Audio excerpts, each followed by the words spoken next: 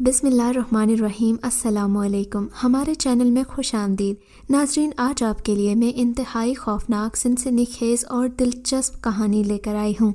लेकिन कहानी शुरू करने से पहले आपसे गुजारिश है कि अगर आप हमारे चैनल पर नए हैं तो हमारे चैनल को ज़रूर सब्सक्राइब कीजिए ताकि आपको हमारी वीडियोस सबसे पहले मिलें। यूँ किसी की कब्र खोदना कोई बजा काम नहीं था, पर हम ये काम बिला वजह नहीं कर रहे थे।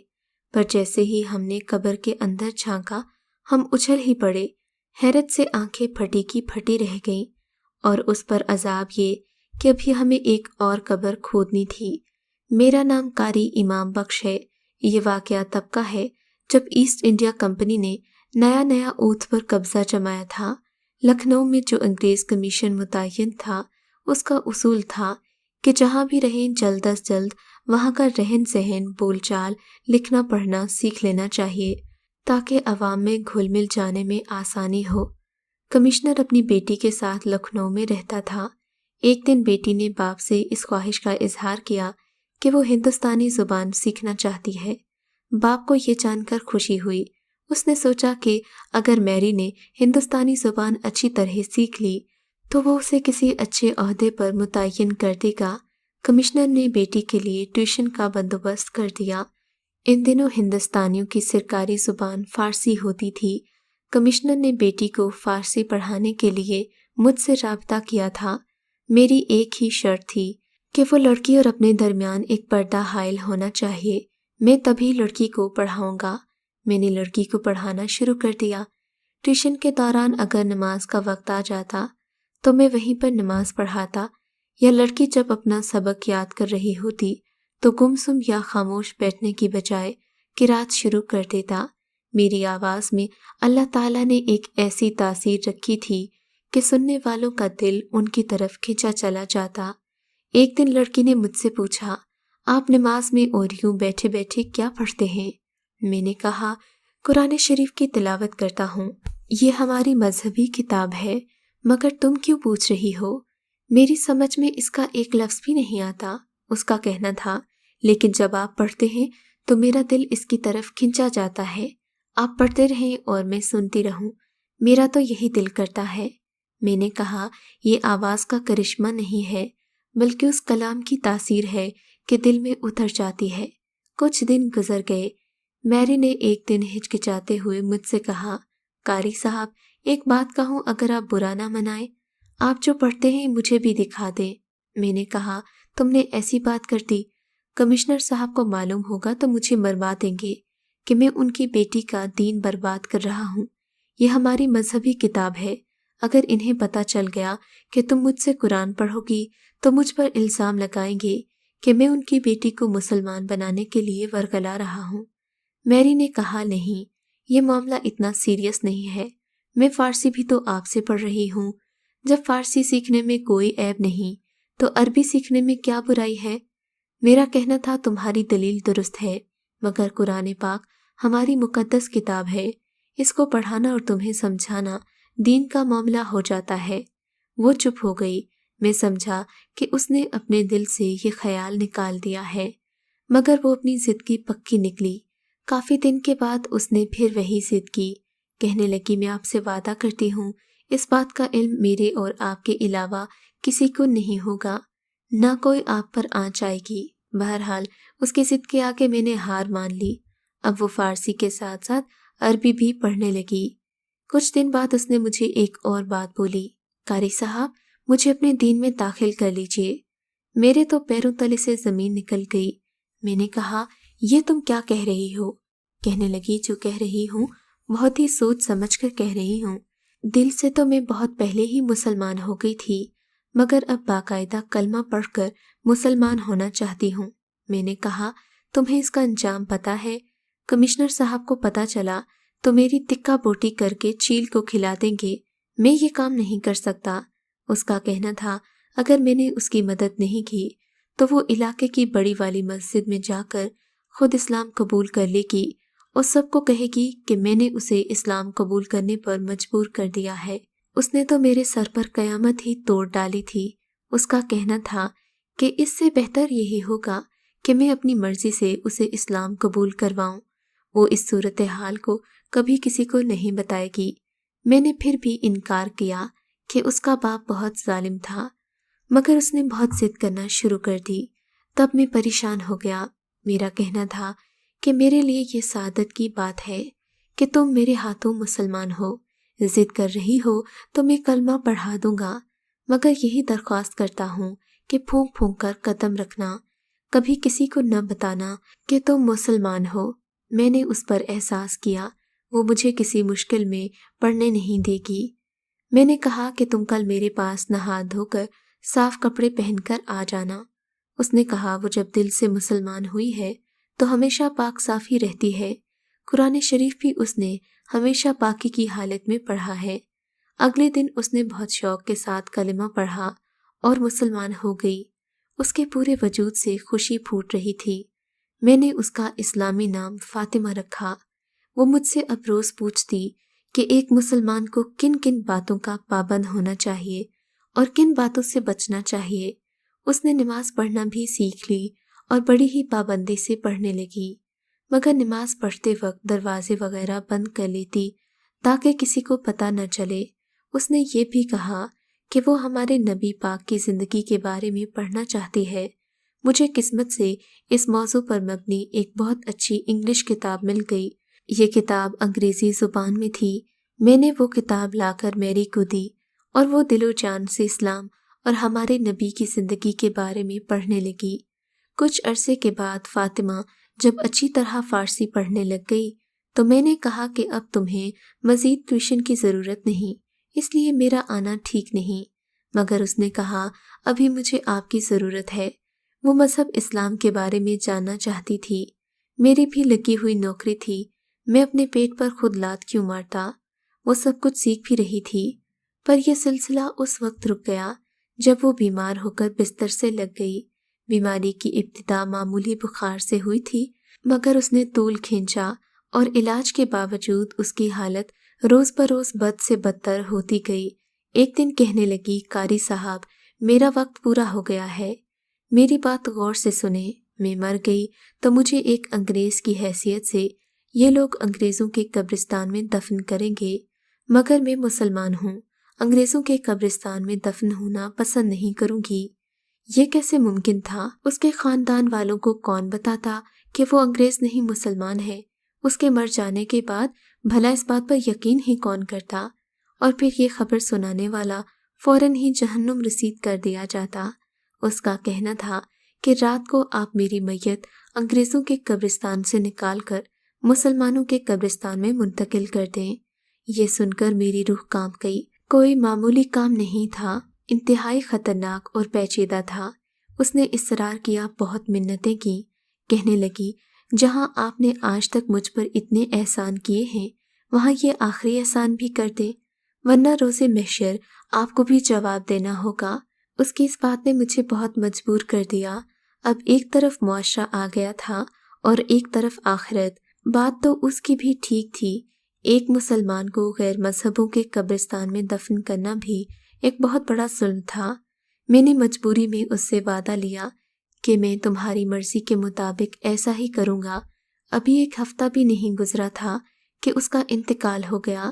اس کی موت کی خبر کوئی چھوٹی خبر نہیں تھی، سبھی رنجیدہ تھے۔ اس کے جنازے پر بہت سارے لوگ شامل تھے، میت میں سب سے آگے تھا۔ اس نے جو اہم ذمہ داری مجھے سونپی تھی، اس لیے مجھے اس کی قبر کا بخوبی تعین کرنا تھا، اور میں نے یہی کیا۔ میں نے اچھی طرح قبر کی شناخت کر لی تاکہ رات کے اندھیرے میں کوئی مشکل پیش نہ آئے۔ ایک دوست سے مدد کی تو وہ بپھر ہی گیا۔ اس کا کہنا تھا کہ یہ کوئی معمولی جرم نہیں، اس پر لاش بھی زنانہ اور وہ بھی نوجوان کنواری لڑکی کی۔ اگر پکڑے گئے تو لوگ ہمارے بارے میں نہ جانے کیا کچھ سوچیں گے، لوگ تو ہمیں رشتہ دینے سے بھی انکار کر دیں گے، اور پھر لاش بھی انگریز کمشنر کی بیٹی کی، اسے پتہ چلا تو ہمیں وہیں اسی کی قبر میں دفنا دے گا۔ میں نے کہا اگر تم میرا ساتھ نہیں دینا چاہتے تو مت دو، میں یہ کام اکیلے ہی کروں گا۔ میں نے لڑکی سے وعدہ کیا تھا۔ تھوڑی دیر وہ مجھے ناراضگی سے دیکھتا رہا، پھر بولا اگر مرنا ہی چاہتے ہو تو اپنے ساتھ مجھے بھی مار ڈالو، دوست ہوں، تمہارا ساتھ اب دینا تو پڑے گا، میرا بھی بیڑا غرق کرنا ہے تو ٹھیک ہے۔ मगर फिर भी ये काम 2 आदमियों का नहीं, 2 आदमियों की और ज़रूरत पड़ेगी। पर मेरा कहना था ये काम हम खुद ही करेंगे। जितने कम लोगों को इसके बारे में पता हो उतना ही अच्छा है। मेरे दोस्त का नाम सुल्तान था। यूं भी वो बहुत बहादुर इंसान था, पर इस मामले में किसी का भी डर जाना जाहिर सी बात थी। हमने प्लान बना लिया। शाम होने से पहले ही हमने कब्र खोद ली। थोड़ी ही देर के बाद कब्र खुल गई। हमने ताबूत का ढक्कन खोल दिया। ढक्कन उठाते ही हमें झटका सा लगा। हम लोग कुछ समझ नहीं पाए। हमारी निगाहें मैयत पर पड़ी तो हम पर हैरत के पहाड़ टूट गए। वो तो कोई मर्दाना नक्श थी। सुल्तान ने शोर मचाना शुरू कर दिया कि मैंने किसी और की कब्र खोली है, पर मैं जानता था हमें कोई गलत फहमी नहीं हुई थी। यही कब्र फातिमा की थी। मगर ये अजीब मामला था। मैयत की जगह कोई मर्दाना मैयत थी। मजीद तसल्ली के लिए सुल्तान कब्र में उतरा और ताबूत पर झुककर मैयत को देखने लगा। अचानक ही वो शदीद हैरत से उछलकर कब्र से बाहर आ गया। आते ही उसने मुझसे कहा, जानते हो ये मैयत किसकी है? ये बाराबंकी के नवाब यामीन की लाश है। बाराबंकी एक तहसील मारीपुर का नवाब यामीन है। मैंने उसे बहुत करीब से देखा हुआ है। मैंने कहा, यह हैरत अंगेज बात है। अंग्रेजों के कब्रिस्तान में एक लड़की की जगह मर्दाना मैयत, और वो भी हिंदुस्तानी। ये मामला तो समझ से बाहर है। हमने जल्दी से कब्र की मिट्टी बराबर की, उसे पहली जैसी हालत में कर दिया। फिर हम लोग उसी हवेली पहुंच गए जहां नवाब साहब रहते थे। हवेली ढूंढने में हमें कोई दिक्कत नहीं हुई। जब हमने उनसे मुलाकात की ख्वाहिश की तो हमें बताया गया कि नवाब साहब का इंतकाल हो चुका है। कल ही उनकी तदफीन हुई है। हमने अफसोस का इजहार किया और कहा वो हमारे मोहसिन थे, इसीलिए हम उनसे मिलने लखनऊ से आए थे। मगर अफसोस हमारी किस्मत में उनकी मुलाकात नहीं थी। हवेली के कारिंदे ने कहा, आप लोग रात यहीं बसर कीजिए, अगली सुबह सफ़र कीजिएगा। सुल्तान ने कहा, हमारी बदनसीबी कि उनसे मुलाकात नहीं हो सकी, मगर हम उनकी कब्र पर फातिहा पढ़ना चाहते हैं। क्या आप हमें उनकी कब्र तक रहनुमाई फरमा देंगे? इन्होंने कहा, जी क्यों नहीं। हम एक आदमी की रहनुमाई में उनकी कब्र पर फातिहा ख्वानी करने गए। रात खाने के बाद हाफिज ने कहा कि आइंदा का प्रोग्राम क्या है। मेरा कहना था हमें नवाब की कब्र जरूर देखनी चाहिए, वरना यहाँ आने का मकसद फौत हो जाएगा। हम लोग चहलकदमी के बहाने हवेली से बाहर निकल गए। चौकीदार को कहा कि रात की हवा का लुत्फ उठाने के लिए जा रहे हैं, जरा देर तक वापस आ जाएंगे। हम लोग साजो सामान साथ लेकर गए थे। दबे पांव रात 12 बजे के करीब कब्रिस्तान में दाखिल हो गए। मोमबत्ती की रोशनी में जब सुल्तान ने नवाब साहब की कब्र खोली तो फिर हम सब कब्र में झुक गए। मोमबत्ती की रोशनी में अंदर देखने की कोशिश करने लगे। अब की बार हम पर फिर से हैरतों के पहाड़ टूट पड़े। कब्र के अंदर कफन में लिपटा एक इंतहाई खूबसूरत नौजवान नजर आया। हमने हैरत से एक दूसरे को देखा। ये क्या मौजा है? कब्र के कतबे पर तो नवाब साहब का ही नाम था। सुल्तान ने कहा, यह तो कोई अरब नौजवान लगता है। उम्र 25 से 30 साल के दरमियान है, जबकि नवाब साहब 47 और 50 के आसपास थे। खैर हम वापस लखनऊ आ गए, मगर मेरे दिलो दिमाग में खलबली मची हुई थी। या अल्लाह, ये क्या इसरार है? फातिमा की मैयत उसके ताबूत में नहीं, उसकी जगह नवाब यामीन की लाश, और नवाब यामीन की लाश में कोई अजनबी नौजवान जो कि अरबी नस्ल का है। अगर फातिमा की कब्र में नवाब यामीन की लाश थी तो उसूलन नवाब यामीन की कब्र में फातिमा की मैयत होनी चाहिए, मगर ऐसा नहीं था। फातिमा की मैयत कहाँ गई? मेरे जहन में बहुत कशमकश थी। इन्हीं सोचों में पता नहीं कब मुझ पर हल्की सी गनूदगी तारी होने लगी। इतने में क्या देखता हूँ, कमरे में अजीब रोशनी फैल गई है, जैसे दरो दीवार से भीनी भीनी खुशबू भी आने लगी। मैंने घबराकर इधर उधर देखा तो करीब ही सफ़ेद धुएं का बड़ा सा दायरा दिखाई दिया, जो हवा में तहलील हो गया। उसकी जगह मुझे फातिमा सफ़ेद बराक लिबास में मुस्कुराती हुई दिखाई दी। उसे देखते ही मैंने कहा, फातिमा तुम्हारे लिए तो मैं बहुत परेशान था, तुम कहाँ चली गई? मुस्कुराते हुए बोली, कारी साहब, مجھے آپ کی پریشانیوں کا علم ہے اور میں آپ کی اسی حیرانگی اور پریشانی کو دور کرنے کے لیے بھیجی گئی ہوں۔ جب لوگ قبرستان میں مجھے دفنانے کے بعد چلے گئے تو چند ہی لوگ میری قبر میں نمودار ہوئے۔ میرے جسد خاکی کو کھاٹ نما کسی چیز پر رکھا، پھر مجھے یوں لگا جیسے وہ مجھے لیے ہوا میں اڑ رہے ہوں۔ اچانک مجھے محسوس ہوا انہوں نے کسی جگہ میری کھاٹ رکھ دی ہے۔ ابھی وہ میری کھاٹ کے قریب سے ہٹے ہی تھے کہ مجھے چند ہی برگزیدہ شکل و صورت کے لوگ گول دائرے میں بیٹھے نظر آئے۔ ان کے چہروں پر عجیب طرح کی روشنی تھی۔ میں نے ان سے پوچھا کہ مجھے یہاں کیوں لایا گیا ہے؟ ان میں سے زیادہ نورانی صورت والے بزرگ نے کہا کہ میں نے اسے دیکھنا چاہا تھا کیونکہ اسے میرے دیکھنے کی تمنا تھی، اور ایسی تمنا کہ اس نے روب بنا کر جی کو لگا لیا۔ کسی نے فرمایا کہ بڑی بختاور ہے، اسے دیکھنے کی آپ نے تمنا کی۔ مجھے ان کی باتیں سن کر اندازہ ہو گیا کہ میں کہاں ہوں اور یہ بزرگ ہستیاں کون ہو سکتی ہیں۔ میری آنکھیں بار بار ان کی بلائیں لے رہی تھیں، دل ان کے قدموں میں جھکا جا رہا تھا۔ دل میں رہ رہ کر خیال آ رہا تھا کہ میں اپنی منزل مقصود کو پا چکی ہوں۔ یہ کہہ کر فاطمہ تھوڑی دیر رکی۔ اس وقت بھی اس پر اسی کیفیت کا اثر تھا۔ میں نے پوچھا، تمہاری باتوں سے تو تمہارے تابوت میں میت کی غیر موجودگی کا معمہ حل ہو گیا، مگر اس ثبوت میں نواب کی قبر اور اس لڑکے کی قبر کا معمہ میری سمجھ میں نہیں آ رہا۔ یہ الٹ کس نے کیا اور کیوں کیا؟ وہ مسکرائی اور اس نے کہا، قاری صاحب آپ نے سنا ہوگا، اللہ شکر خورے کو شکر دیتا ہے۔ اس رات 3 مرنے والوں کی میتوں کو ان کی اپنی قبروں سے نکال کر دوسری قبروں میں منتقل کیا گیا۔ میرے تابوت میں آپ کو نواب یامین نظر آیا۔ نواب یامین تھا تو ہندوستانی، مگر اپنے آپ کو ہر وقت انگریز بنائے رکھتا تھا۔ اس کا رہن سہن، طور طریقہ بالکل ہی انگریزوں جیسا تھا۔ اسی لیے اس کی موت کے بعد اسے انگریزوں کے قبرستان میں جگہ ملی، اور اس کی اپنی قبر میں جو نوجوان دفن تھا وہ مرا تو مدینہ منورہ میں تھا۔ اس کی تدفین جنت البقیع میں ہوئی تھی، مگر اسے ہندوستان آنے اور اسے دیکھنے کی تمنا زندگی بھر تڑپاتی رہی، لہٰذا اس کی خواہش کی تکمیل کے سلسلے میں اسے جنت البقیع سے نواب یامین کی قبر میں منتقل کیا گیا۔ اب آپ بخوبی سمجھ گئے ہوں گے کہ جنت البقیع میں اس عربی نوجوان کی خالی ہونے والی لحد میں کس کو جگہ ملی ہوگی، اور یہ سب کچھ اس کے علاوہ اور کون کر سکتا ہے جو دلوں کے بھید جانتا ہے، اور جس کے قبضۂ قدرت سے کچھ بھی ناممکن نہیں۔